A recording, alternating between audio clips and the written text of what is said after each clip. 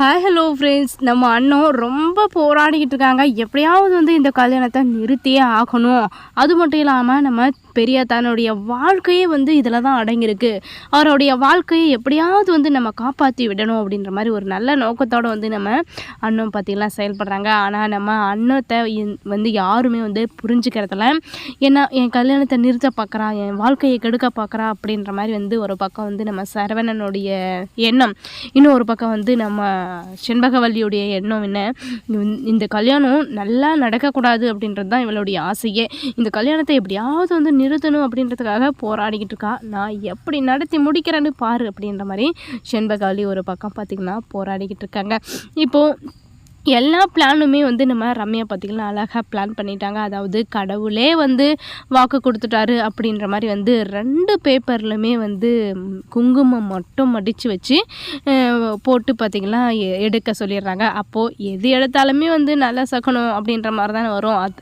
அதே போல் பார்த்திங்கன்னா குங்குமம் வருது. அப்போது கடவுளே சம்மதிச்சுட்டாரு. நம்ம தான் தப்பாக நினைக்கிறோமோ, நம்மளே தன் பிள்ளையுடைய வாழ்க்கையை கெடுக்கிறோமோ அப்படின்ற மாதிரி நம்ம சண்முகம் பார்த்திங்கன்னா ஒரு பக்கம் நினைக்க தோணுது. அது மட்டும் இல்லாமல் அவரும் பார்த்திங்கன்னா ஒரு பக்கம் மன கஷ்டத்தோடவே தான் இருக்காங்க.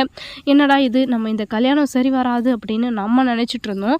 ஆனால் கடவுளே நேரடியாக இந்த கல்யாணம் சிறப்பாக நடக்கணும் அப்படின்ற மாதிரி உத்தரவாதம் கொடுக்கும் போது நம்ம எதுக்காக இந்த கல்யாணத்தை நிறுத்தணும் அப்படின்ற சூழ்நிலைக்கு பார்த்திங்கன்னா நம்ம சண்முகம் தள்ளப்படுறாரு. இப்போது எல்லா உண்மையும் நம்ம அண்ணன் பார்த்திங்கன்னா கண்டுபிடிச்சிட்டாங்க. அப்போ 2 பேப்பர்லையுமே குங்குமம் மட்டும்தான் மாம் இருந்துச்சு. எல்லாமே ரம்யாவுடைய வேலையும் அத்தையுடைய வேலையும் உங்களவே முட்டாளாக்கியிருக்காங்க அத்தை. அப்போது எந்த அளவுக்கு இறங்கி வேலை பார்க்குறாங்க இந்த கல்யாணத்தை நடத்தி முடிக்கிறதுக்காக அப்படின்னு நீங்களே நினச்சி பாருங்கள். கண்டிப்பாக ஏதாச்சும் ஒன்று பண்ணி இந்த கல்யாணத்தை எப்படியாவது நிறுத்திடுவோம் அப்படின்ற மாதிரி நம்பிக்கையை பார்த்திங்கன்னா நம்ம அண்ணன் செண்பகவல்லிக்கு கொடுக்குறாங்க. ஏன்னா செண்பகவல்லி கல்யாணம் நடக்கணும் அப்படின்ற ஆர்வத்தோடு போராடிக்கிட்டு இருக்காங்க. இவங்க எல்லாம் நிறுத்தணும் அப்படின்றதுக்காக போராடிக்கிட்டு இருக்காங்க. ஆனால் நடுவில் மாட்டிக்கிட்டு முழிச்சிட்டு இருக்கிறது யார் அப்படின்னு கேட்டால் கண்டிப்பாக நம்ம சண்முகம். ஏன்னா சண்முகம் பார்த்திங்கன்னா தன் பிள்ளையுடைய வாழ்க்கையே நம்மளே குழியில் தள்ளுறோமோ அப்படின்ற மாதிரியும் ஒரு பக்கம், இன்னொரு பக்கம் அவனுடைய வாழ்க்கையில் அவனே மண்ணள்ளி போட்டுக்கிறானே அப்படின்ற மாதிரியும் ஒரு பக்கம் பார்த்திங்கன்னா இருக்காங்க. இதையெல்லாம் புரிஞ்சிக்கிட்டு கண்டிப்பாக நம்ம சரவணன் புரிஞ்சுக்கிட்டா யாருக்குமே எதுவுமே கிடையாது. ஏன்னா ரம்யா எதுக்காக என்னை கல்யாணம் பண்ணிக்க சம்மதிக்கிறா, ரம்யாவுடைய லெவல் என்ன, என்னுடைய லெவல் என்ன, அப்படி இருக்கும்போது நம்ம கட்டிக்கிட்டு நம்ம கூட பொறுப்பாக ஒரு பொண்டாட்டியாக இருக்குவாளா அப்படின்ற மாதிரி நம்ம சரவணனே பார்த்திங்கன்னா யோசிச்சாக்கா அவருக்கு புரியும். ஏன்னா அன்னத்தையும் தம்பியையும், அதாவது கார்த்தியையும் பழி வாங்கிறதுக்காக மட்டுமே என்ன கல்யாணம் பண்ணிக்க சம்மதிச்சிட்டா இந்த ரம்யா.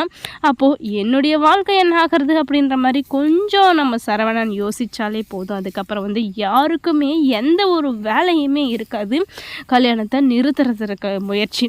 கூடிய சீக்கிரமே எல்லாமே புரிஞ்சுக்கணும் அப்படின்ற மாதிரி தான் எல்லாருடைய ஆசையுமே எதிர்பார்ப்புமே. ஆனால் கல்யாணம் நடக்குமா நடக்காதா அப்படின்னு கேட்டால் கண்டிப்பாக நடக்க போகுது, சிறப்பாக நடக்க போகுது. ஏன்னா அப்போ தான் நம்ம அண்ணத்துக்கு கொஞ்சம் கொஞ்சமாக டார்ச்சல்கள் அதிகரிக்கும், கொடுமைகள் அதிகரிக்கும். இதெல்லாம் ஃபேஸ் பண்ணி நம்ம அண்ணன் அண்ட் கார்த்திக் 2 பேரும் எப்படி சிறப்பாக சந்தோஷமாக வாழ போகிறாங்க அப்படின்றதாங்க மிகப்பெரிய கேள்விக்குரிய இருக்குது. அடுத்தது என்ன நடக்கும் அப்படின்னு நம்ம பொறுத்துறது பார்க்கலாம்.